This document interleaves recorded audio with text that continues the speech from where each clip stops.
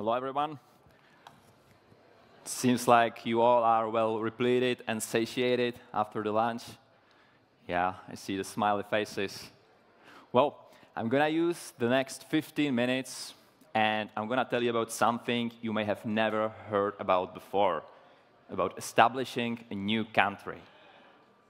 My name is Petr Krovina, and I'm the Chief of Staff in the Presidential Office of Liberland.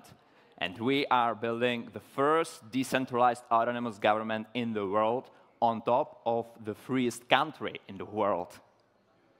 Now, obviously, the question comes in. Why would you build a new country? And it's simple, right? It's easier to create a new society for all the like-minded individuals instead of lobbying in each of the societies around the world for a change. Because here's the deal. Most people do not really desire a change, or at least not in the same fashion as you do. They may not have the same ideals of liberty and freedom. So the story goes on, right? We are living in an overtaxed and overregulated society where the bureaucracy is slowing down our economic growth, and sometimes we are experiencing an absolute mismanagement of the central planning. And there was a nice panel about it yesterday, about the crypto overregulation, right? So I'm sure we as decentralization-leaning people are all kind of feeling this. Now, if you take into account how much of the economic growth are we losing by this overregulation in our European, not just European, but mostly European society, even if it's just a few % a year, and we have the data for that, it is a few % a year at the very least, it doesn't sound like a lot. But then look at it from the large perspective, from the long-term scale. 5%. 1.05 to the power of 25. How much is that going to be for your grandchildren, or your children, or even for yourself in one generation? It's a lot. And there's one more problem with the contemporary states, and that is that there's been no major shift in the paradigm in which they are governed in pretty much 150 years. And that's insane. So for such reasons, we are building a prosperous society for the challenges of the 21st century, Liberland. And now, it sounds like an ambitious plan, right? How do you establish a new country? Well, this gentleman, Vít Jedlička, the founder of Liberland, he's figured it out. He discovered a beautiful parcel of land between Serbia and Croatia back in 2015. And he proclaimed it a new country. He just came over, stuck a flag in the ground. As simple as that. It may seem small to you, by the way, but it's by far not the smallest country in the world. It's the size of 3 Monacos. And it's strategically positioned on the shores of the Danube River, which, if you do not know, is one of the most used rivers in all of Europe. So obviously, he had no clue what's the demand for a new country. But as of today, we've received over 700,000 applications for citizenship. So the demand is obviously huge. And I presume that most people haven't even heard about us, right? But yet, so many people were willing to apply. Now, some people are coming to me and they are asking me, hey, Peter, so is Liberland a country yet? And I'm telling them, hey, so there are 4 internationally acknowledged criteria which you need to fulfill according to the Montevideo Conventions for you to be perceived as a country. And I'm proud to say that we are satisfying all of those 4. We have a population, a territory, a government, and the capacity to enter into relations with another countries. Now, let me structure and divide the remaining 10 or 11 minutes of my presentation into 3 parts. Firstly, I'm going to tell you about our governance on blockchain, because we were the first country to go full blockchain in the world. Secondly, I'm going to tell you about how we are talking on the state-to-state level with other countries. And thirdly, I'm going to show you our ongoing construction and development on site. Let's dive into the meats and bones. So I'm happy to say, in the first part of my presentation, that we are the most ideologically empowered country in the world. We are based on maximizing free liberty and the free trade. And we are inspired by traditional free countries, such as Liechtenstein, such as Singapore or Switzerland. So we really took the best out of the best. Our government is fairly competitive. We only have 4 ministries. We do not believe you need to have 20 or 15 ministries like many contemporary states do, the legacy states, we may call them. And we believe that you are able to take care of most of the areas in your life and that the country should only provide the basics. So our constitution is based on classical liberalism, and we have a very strong definition and protection of the private assets and private ownership in Liberland.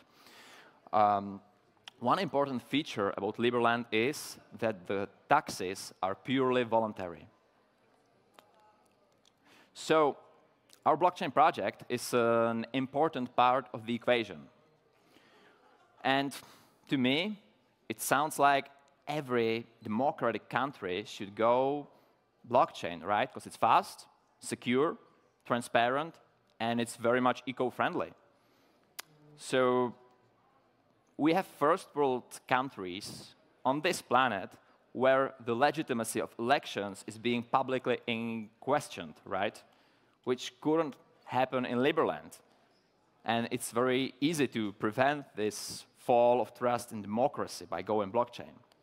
Obviously, it's not just the elections. It's also the registries, the car registries, the land registries, the courts, the jurisdiction, all of the laws. All of that is on blockchain. Now, we decided to go by using the Polkadot substrate. So you may also build on top of our chain. You may build your own DeFi stuff. And one important edit we did with the Polkadot substrate is that we divided the power between 2 groups of people. There's the Liberland dollar and its holders who are validating the network through the proof of stake. And secondly, there are the taxpayers, the people who are actually casting the votes, and they are holding Liberland merit. So it's not essentially the same people counting the votes and casting the votes, which would be, perhaps not as democratic. So obviously, each citizen in Liberland is a shareholder of the country. Now, in traditional states, you may feel like your voice is not being heard out. Well, in Liberland, it is. We are treating you just the same way a company like Apple, for instance, would treat its shareholders. So we are talking with you, and we care about your vote. Which leads us to Liberland being a truly representative democracy. The elections are taking place in real time, on-chain, and they are concluding every 3 months. So say your congresswoman does something you dislike. Well, too bad for her. You may just unstake your vote, and in real time, everyone sees that this congresswoman is out within 3 months if she doesn't have enough votes. Which, again, in traditional countries, you have to wait 5, 6 years sometimes. So the change there comes slowly. Now, obviously, our system is putting a lot of trust on the shoulders of the big taxpayers. For this reason, we've introduced the element of public veto, where even the small taxpayers or people who do not desire to pay taxes at all can strike out any laws they are finding harmful for the society or for themselves. Now, our judiciary system is also on the chain. It's fast, it's transparent, and the judges and arbitrators are economically incentivized to behave in a timely manner, which in effect means that you don't have to conclude your trials in years, like you may have experience with in many extant states. Now, let me move to the second part of my presentation, which is on the diplomacy. In this picture, you can see our representative office in Washington, D.C. We have 100 offices around the world. Many of them look like this. And thanks to our Humanitarian Aid Foundation, we are also able to provide a lot of help around the world, thanks to which we are able to talk with many governments on a state-to-state level. Let me show you some pictures. This is us in the European Parliament during an event by the US Congress. This is when we came for the recognition to the Dominican Republic. Oh yeah, and we've received the Humanitarian Award at the United Nations a few months ago in July. It's a nice event it was for the help we have provided in Haiti and in the Dominican Republic. Again, one of the political events in the US. Oh, we signed a treaty with the Indian Chamber of Media. Got recognized in Liberia a few weeks ago. And we spoke with President Milanovic, the president of Croatia. Obviously, Croatia, as a neighboring country, is a very relevant partner to us. So we want to make sure we have good relations with the locals. And in this picture, you can see a Liberland seastead off the coast of Dubai. I know that many of you live or are visiting Dubai, so you may also pay a visit to our representative office. Anyway, we also have a metaverse as a showcase of the architecture. It was created by the Zaha Hadid architects. And we want to really show our neighbors and all the people what kind of beautiful structures and urban planning we could do in Liberland. Now, we're supporting the local soccer team, or football, but mostly soccer. And it's obviously very relevant because, again, the locals can see we are bringing opportunities to the area, and we are having good relations with them, which is important if you are the new kid on the block. Now, let me move to the third and concluding part of my presentation, which is our settlement and construction. Now, the Ark Village is where we started to construct and settle on Liberland first a few years ago. But then, by the way, it's by our free trade zone, where you can incorporate your company too if you'd like. But then we've actually opened the border crossing with Croatia 3 months ago. And we started constructing on the land itself. So yeah, we're building this. We have this marina, then the presidential palace, and we want to buy one of these big boats to bring in more material into Liberland. Our courageous settlers are enjoying their chocolate on the sandy beaches of Liberland. And a hotel we want to build on the Jefferson Square in the heart of Liberland. The first wedding took place in Liberland 2 weeks ago. You guys can do it too. It was a lot of fun. And also we're hosting a lot of events. Every weekend there's something happening in Liberland now. This was from the summer festival. And so I invite all of you to come to Liberland. It's a place for all the blockchain and crypto-loving people like you are. And we're hosting something like really all the time now. The first step for you would be to acquire one of these documents. We have passports, ID cards, as a proper country needs to have. And I'm going to give you a moment. And this is how many we are shipping out all the time. I'm going to give you a moment, scan this QR code, make a registration on the website now. It takes a few seconds. Pull out your phones. Come on, let's do it. And in the meantime, I'm going to ask Vasilisa to come up on the stage.